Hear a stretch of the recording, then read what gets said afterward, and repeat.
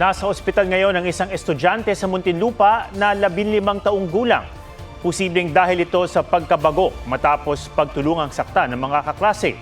Ang insidenteng nahulikam at mga palatandaan ng pagiging biktima ng bullying sa exclusive report ni JP Soriano.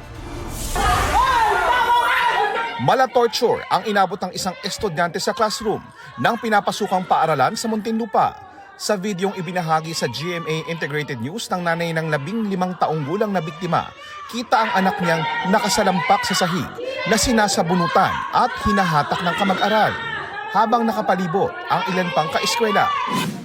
Ayon sa nanay, nakakonfine pa rin ang kanyang anak matapos ang insidente noong Lunes. Nahilo at nagsuka raw ang anak na posibleng resulta ng pagkakabagok.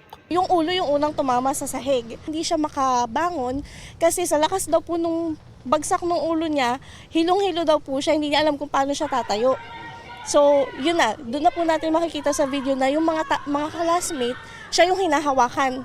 And itong si offender, patuloy pang naisahan pa siya dito. Kwento raw ng kanyang anak, binantaan daw siya ng kaklase bago sinaktan. Aminado ang ina ng biktima na noong unang beses na nagsumbong ang anak na may umaway at nanakit sa kanyang kaklase.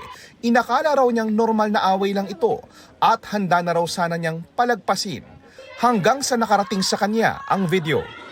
Ayon sa UNICEF o United Nations Children's Fund, ilan sa palatandaan ng nabubuli ang isang bata ay kung may nagbago sa kanyang behavior, lalo na kung aggressive o mainitin ang ulo, kung paiba-iba ang kanyang eating habit, pati na kung problemado sa pagtulog.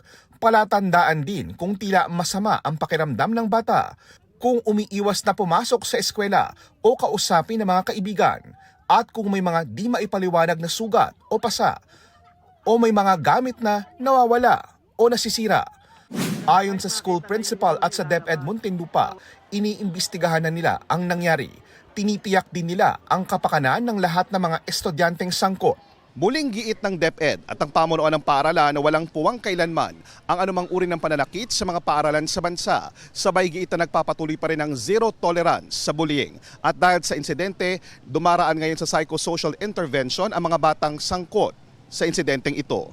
JP Soriano, nagbabalita para sa GMA Integrated News. Huwag magpahuli sa mga balitang dapat niyong malaman. Mag-subscribe na sa GMA Integrated News sa YouTube.